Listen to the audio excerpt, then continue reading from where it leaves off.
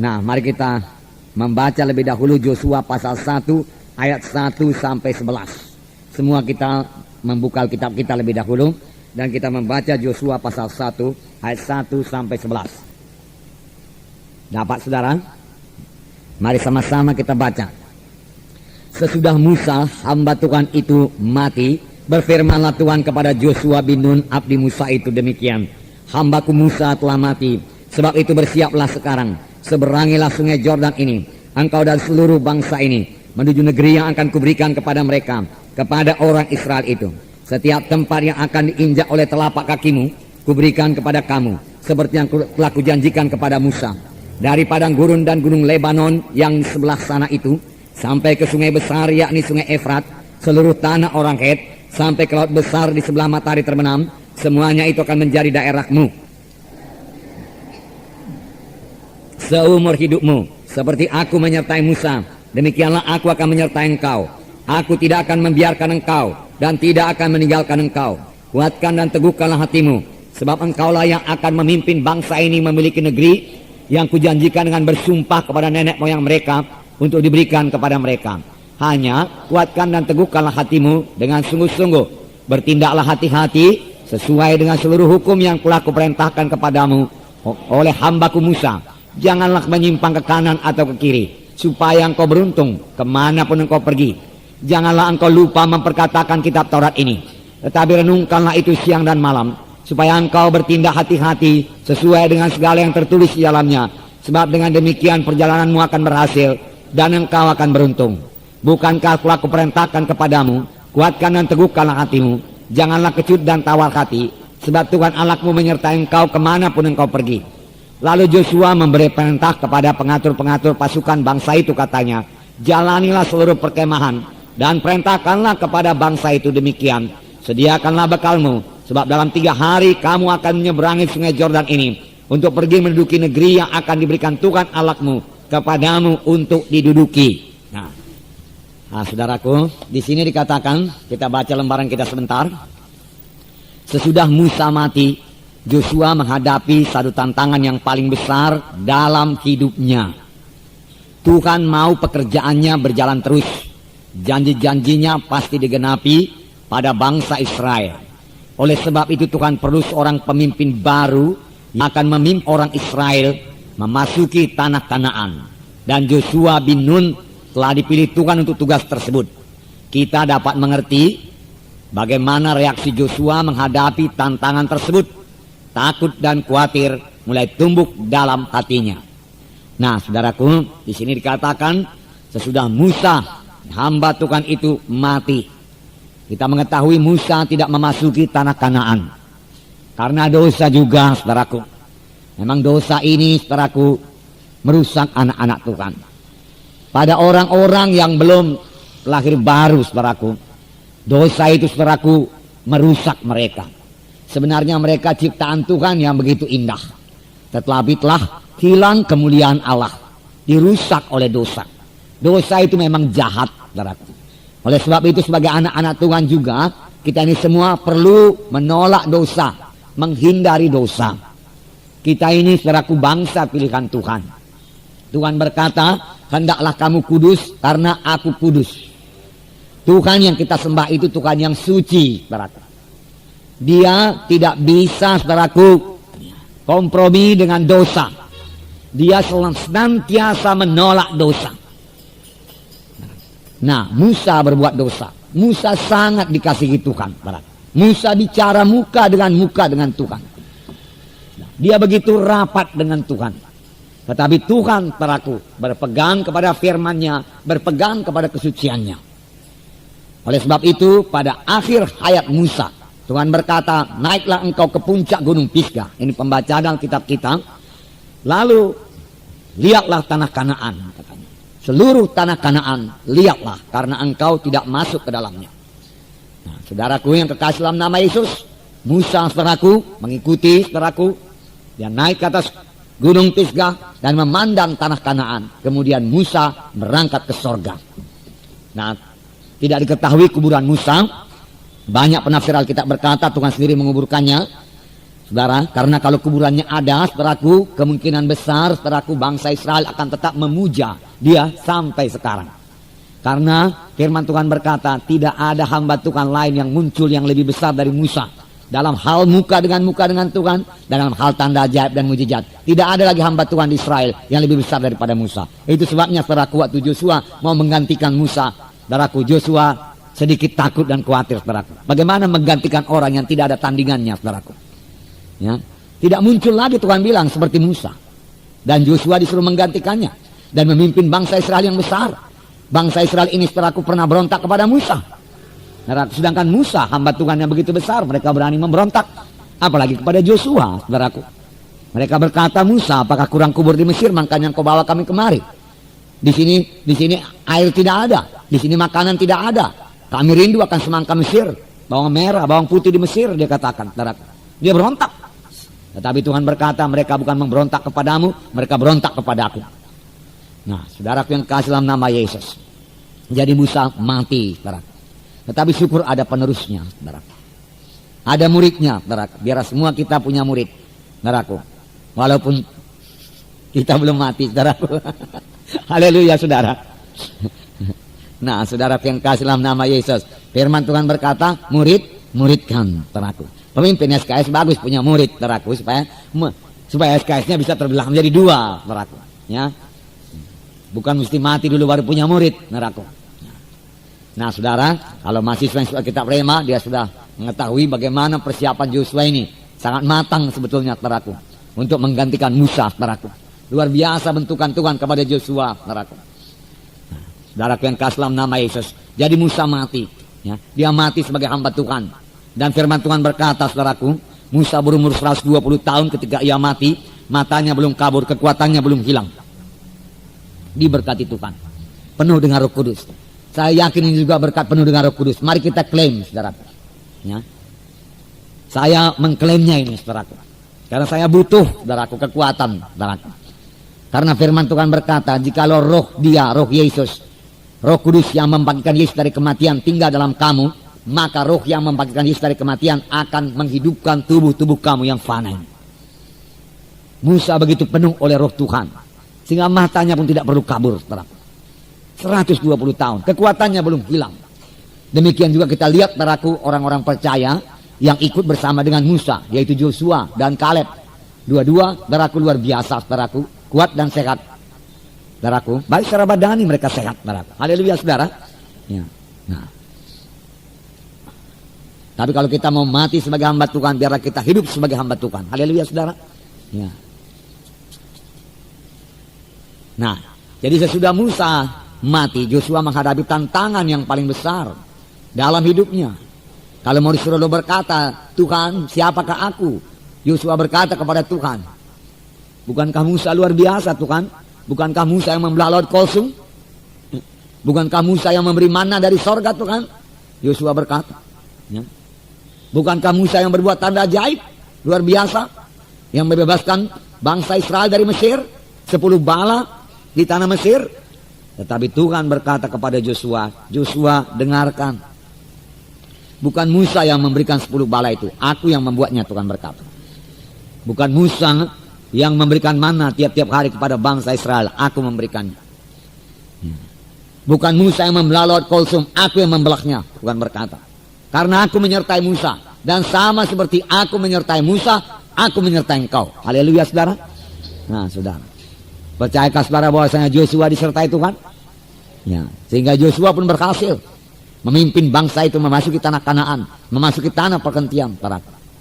Demikian Tuhan menyertai, saudaraku, hamba-hambanya, saudaraku. Demikian kemudian Tuhan menyertai Petrus. Haleluya, saudara. Tuhan menyertai Paulus, saudaraku. Tuhan menyertai Filipus, saudaraku. Demikian Tuhan menyertai saudara sekarang. Haleluya, saudara. Nah, perlukah saudara takut kalau Tuhan menyertai? Tidak. Siapakah imbang kita? Siapakah lawan kita kalau Tuhan menyertai kita? Siapapun tidak sanggup melawan kita. Haleluya, saudara. Nah, Tuhan mau pekerjaannya berjalan terus. Janji-janjinya pasti digenapi pada bangsa Israel. Nah, janji Tuhan inilah pasti genap. Apa yang janjikan Tuhan pada bangsa Israel digenapkan Tuhan pada bangsa Israel. Apa yang janjikan Tuhan pada kita pada masa kini digenapi Tuhan. Firman Tuhan sangat teguh, saudaraku. Langit bumi bisa berubah, tapi firman Tuhan tidak berubah. Oleh sebab itu pegang teguh, saudaraku. Oleh sebab itu Tuhan perlu seorang pemimpin baru yang akan memimpin orang Israel memasuki tanah Kanaan. Dan Tuhan langsung bicara kepada Joshua. Saudaraku, dalam kerajaan Tuhan ini, saudaraku, dalam gereja Tuhan, tubuh Kristus, tidak ada pilih suara. Seperti pemilihan umum. Siapa yang dapat suara paling banyak, dia jadi ketua, dia jadi hamba Tuhan, gembala. Enggak pernah, saudaraku. Tuhan menunjuk, haleluya saudara. Tuhan melantik, saudara. Demikian nabi-nabinya, saudaraku. Demikian hakim-hakim. Bahkan Simpson, saudaraku, yang dalam kehendak daging masih Tuhan yang memilih. Haleluya saudara. Dan satu perkara yang sangat mensukacitakan kita, Tuhan tidak pernah menyesal atas pilihannya. Tuhan tidak pernah menyesal atas pilihannya, saudara. Tuhan mengetahui kesanggupan saya dari mulanya. Tuhan mengetahui kesanggupan saudara dari mulanya, saudaraku. Dan Tuhan telah memilih saudara, telah memilih saya. Dan Tuhan akan menyampaikan saudara dan saya kepada panggilannya. Haleluya saudara. Ya, puji Tuhan, saudaraku. Walau banyak kekurangan, sepanjang kita percaya, saudaraku, tangan Tuhan tidak akan gagal membentuk kita. Memang perlu bentukan, karena kita ini tidak ada yang sempurna, saudaraku. Perlu. Nah, kalau mahasiswa kita Rema, saudaraku, ada 30 poin lebih, 33 poin barangkali bentukan Tuhan pada Joshua. Nah. Kemudian, dan Joshua bin Nun telah dipilih Tuhan untuk tugas tersebut. Ya, dipilih Tuhan, Tuhan yang memilih, bukan pilihan manusia, tapi pilihan Tuhan. Ya. Kita dapat mengerti bagaimana reaksi Joshua menghadapi tantangan tersebut. Takut dan khawatir mulai tumbuh dalam hatinya. Seperti saya katakan tadi, menggantikan satu orang seperti Musa, saudaraku, tidaklah mudah gitu, saudara. Tuhan sendiri mengatakan tidak ada yang timbul lagi seperti Musa dalam hal tanda ajaib, dalam persekutuan dengan aku. Tidak ada. Nah, lalu Musa disuruh menggantikan, lalu Joshua disuruh menggantikan Musa. Nah, saudara, tetapi Tuhan berkata, oh kita baca sedikit lagi. Takut kalau dia tidak sanggup memikul tanggung jawab yang begitu besar. Takut kalau bangsa itu. Takut kalau bangsa Israel tidak mematuhinya dan berontak terhadap Joshua. Jadi Joshua takut mengalami kegagalan. Joshua takut tidak sanggup menggantikan seorang hamba Tuhan yang begitu besar seperti Musa. Ini sikap yang baik. Dia tahu kekurangannya. Dia tidak merasa dirinya sanggup. Karena dia merasa dirinya tidak sanggup, saudaraku. Disinilah Joshua bersandar sepenuhnya kepada Tuhan. Dan Tuhan tidak membiarkan Joshua. Dan kita membaca, saudaraku, bahwasanya Joshua sepanjang hidupnya, saudaraku, mengikut Tuhan. Sampai pada akhir hidupnya dia berkata, aku dan seisi rumahku, kami akan mengikut Tuhan, dia katakan. Tidak menyembah kepada ilah-ilah lain. Memang akhirnya bangsa Israel berubah setia dan berpaling kepada ilah-ilah, saudaraku, tanah Kanaan. Seperti nyanyian Musa. Harus saudara ikut pembacaan dalam kitab, saudara. Lihat nyanyian Musa itu, saudaraku, untuk memperingatkan bangsa Israel. Dalam Ulangan 31 kalau saya tidak salah itu, atau Ulangan 32, ya. Nah, di situ dikatakan, janganlah, dia katakan, ya kamu, ya, menyembah kepada ilah-ilah bangsa Kanaan ini. 32, ya. Nah, itu terlalu banyak untuk kita baca. Saya harap saudara sudah baca di rumah. Dinyanyikan Musa, saudaraku. Diajarkannya kepada bangsa Israel. Supaya bangsa Israel pun menyanyikannya. Supaya bangsa Israel ingat kepada Allahnya, ya, yang menghantarkan dia dari Mesir ke tanah Kanaan. Dan tidak ikut menyembah dewa-dewa di tanah Kanaan. Ilah-ilah tanah Kanaan. Seterusnya. Jadi Joshua takut mengalami kegagalan. Ya, terus sudah tadi. Tetapi sebenarnya Tuhan tidak pernah menyuruh seorang hambanya tanpa melengkapinya lebih dahulu. Puji Tuhan, puji Tuhan. Saya baca sekali lagi. Tetapi sebenarnya Tuhan tidak pernah menyuruh seorang hambanya tanpa melengkapinya lebih dahulu. Tuhan melengkapi kita sesuai dengan pelayanan kita. Tuhan menambah pelayanan kita. Tuhan menambah kelengkapan kita. Sepanjang Tuhan memanggil saudara, memilih saudara, ku jawab ya muhalis, katakan. Haleluya saudara. Ya, saudara. Pada waktu training kita belajar di sini, saudaraku, mengenai mengusirkan setan dalam nama Yesus. Tuhan menyuruh kita mengusir setan dalam nama Yesus. Kita tahu setan itu punya kuasa. Tetapi tanda orang percaya saja mengusirkan setan dalam nama Yesus. Buku Yakobus berkata, usirkanlah setan maka dia akan lari daripadamu. Adapun musuhmu itu sebagai singa mengaum-ngaum, mencari siapa yang dapat dilulurnya, ditelannya. Lawanlah dia dengan imanmu yang teguh. Firman Tuhan berkata. Yaitu Tuhan menyuruh kita melawan. Nah, Tuhan itu bijaksana, saudaraku. Karena dia suruh kita melawan, lebih dahulu dia melengkapi kita. Waktu itu saya menerangkan ilustrasi, saudaraku, ya, saudara, ya, mengenai ini dari Maurice Rullo, saudaraku, ya, mengenai prajurit 1 Benyamin Munte, saudaraku. Ada musuh, saudaraku, datang, saudaraku, sudah sampai di Pancur Batu sana. Tidak begitu besar kekuatannya. Hanya, saudaraku, 20 mobil lapis baja, termasuk tank, saudaraku, senjata mitrailleur, saudaraku, senapan mesin, saudara, dan beberapa roket-roket, saudaraku, yang siap ditembakkan. Lalu, saudaraku, komandan saya berkata, prajurit Benyamin Munte, ada musuh di Pancur Batu, dia katakan. Saya pun menghadap, siapa? Wah, saudaraku. Dia katakan, lawan musuh itu. Dia katakan. Saya katakan, siap. Saya katakan, saudaraku. Dan saya pun segera berangkat. Tetapi saya melangkah kira-kira 10 langkah. Komandan saya berkata, hei Benyamin. Dia katakan, mana senjatamu? Oh iya Pak, lupa. Sama saja komandan dengan prajurit. Lalu komandan berkata, ini nah. Dia katakan, lemparkan sepucuk pistol, saudaraku. Nah, saya pun tangkaplah, saudaraku. Lalu dengan gaya koboi, saudaraku, saya putar begini. Saya periksa pelurunya 6. Saya selipkan di pinggang saya, saudaraku, dan maju dengan berani menghadapi musuh mitrailleur, senjata berat, senjata ringan itu semua, saudaraku. Saudara saya pun maju, saudaraku. 1 kilometer dari tempat dia, saya pun ditangkap radar, saudaraku. Dan apa yang jadi, saudaraku, sekali tekan tombol, tap, Ison Meridian, saudaraku.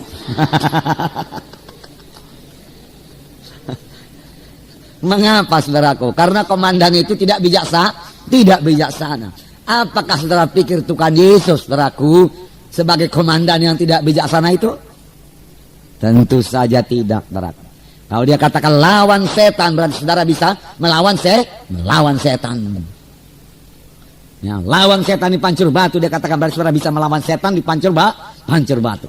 Ya, jangankan Pancur Batu, di mana saja. Haleluya, saudara.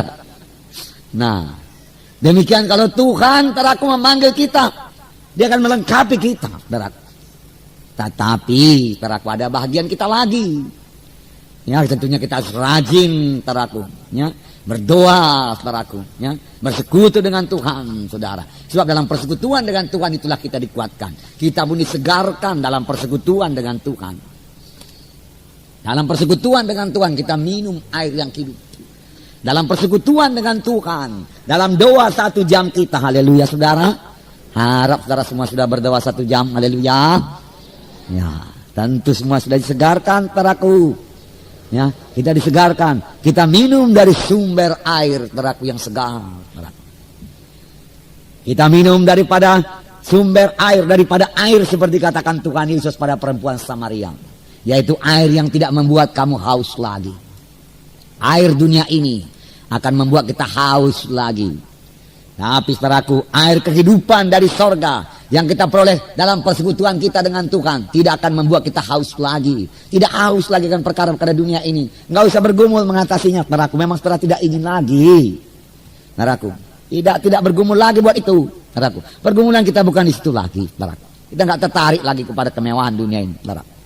Sesuatu yang lebih indah, saudaraku, lebih menyegarkan. Seperti air di muka rumah kami itu ada sawah-sawah. Saya nggak mau minum airnya di situ.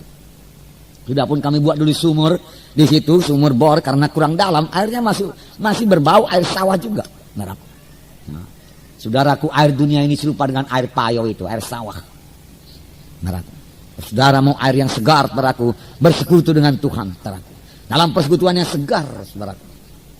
Ya, bersekutu dengan Tuhan, saudara disegarkan, disiram oleh hadirat Tuhan yang membuat saudara menang terhadap dunia ini. Ya. Semua yang dari dunia ini, saudaraku, air dunia ini, air dangkal, saudaraku. Mau kita haus lagi. Dan kalau kita mau jadi orang rohani, minumlah dari sumber air hidup. Tidak bisa kita minum air dunia ini kemudian kita mau menjadi orang rohani. Nggak bisa. Tidak bisa, saudaraku. Kita, saudaraku, ya saudaraku, minum air dunia ini kemudian kita minta urapan Tuhan. Nggak bisa. Urapan Tuhan hanya bisa terjadi kalau saudara hidup dekat dengan Tuhan. Dekat dengan Tuhan biar menjadi kesukaan saudara. Bersekutu dengan Tuhan biar menjadi kesukaan saudara. Nah saudara, disitulah datang urapan, datang kuasa neraka. Rindukah saudara kuasa? Saudaraku bersekutu. Ya saudaraku, saya ingat mengenai cerita Joshua ini. Joshua ini saudaraku rindu hadirat Tuhan. Dia rindu hadirat Tuhan. Sekali Musa saudaraku bertemu dengan Tuhan dalam kemah. Joshua di luar. Saudaraku. Saudara, dan Joshua tidak mau jauh dari kemah itu. Tidak mau dia meninggalkan hadirat Tuhan. Dia tetap dekat dengan kemah itu supaya dia dekat dengan hadirat Tuhan. Walaupun Musa tidak mengizinkan dia masuk. Firman Tuhan berkata, Joshua, pelajaran institut berkata, Joshua cinta kepada hadirat Tuhan. Suka akan hadirat Tuhan. Nah, memang dia setia juga, saudaraku. Sekali dia menunggu Musa di tengah gunung. Saudaraku. Musa di puncak gunung bertemu dengan Tuhan. Ya. Joshua di pertengahan gunung itu karena Musa menyuruh dia menunggu di situ. Tidak ada apa-apa, sunyi, saudaraku. Gelap, saudaraku. Nyamuk di situ, saudaraku. Di bawah bangsa Israel, saudaraku, mulai berbuat dosa, saudaraku. Dan mulai menyembah berkala. Anak lembu emas. Mereka berteriak-teriak. Kami menyembah engkau lembu emas, dia katakan. Dan berteriak-teriak. Berteriak-teriak. Nah, saudara. Nah, saudara, Musa tetap di atas. Tidak ada persoalan bagi Musa 40 hari di atas. Mengapa? Karena dia bersama-sama dengan Tuhan. Hadirat Tuhan menaungi Musa. Berkata-kata dia dengan Tuhan. Tidak terasa 40 hari sudah lalu. Tapi bagaimana dengan Joshua sendiri? Di tengah-tengah hutan, di tengah-tengah gunung. Di bawah saudaraku mereka mabuk menyembah berhala. Lalu Tuhan berkata kepada Musa, Musa turunlah kau dulu. Bangsaku itu, bangsa Israel itu sudah berpaling setia, berubah setia. Mereka telah menyembah berhala. Musa turun, separuh jalan dia ketemu Joshua. Setia. Jadi Joshua saudaraku setia. Ya. Joshua juga cinta kepada hadirat Tuhan. Ya, kalau kita cinta hadirat Tuhan, juga cinta musik Tuhan. Cinta rumah Tuhan. Saya bersuka cita banyak di antara saudara. Anggota Gereja Kemenangan Iman Indonesia, saudaraku. Sudah pun habis kebaktian, masih juga duduk di luar cakap-cakap sama anak-anak Tuhan. Dia merasakan hadirat Tuhan, saudaraku. Dia, saudaraku, merasa damai bersekutu dengan anak-anak Tuhan yang lain. Saudaraku. Di Medan Kota pun demikian. Sudah kebaktiannya 4 jam, saudaraku. Ya. Dari jam 10 sampai jam 2 itu. Ya. Saudara, 4 jam.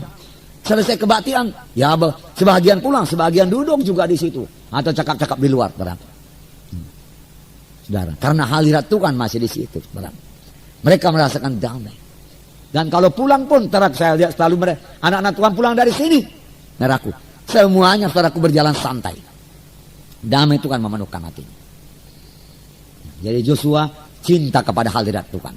Kalau saudara mau hadirat Tuhan, buangkan hadirat dunia dari rumah saudara. Gak bisa campur. Haleluya.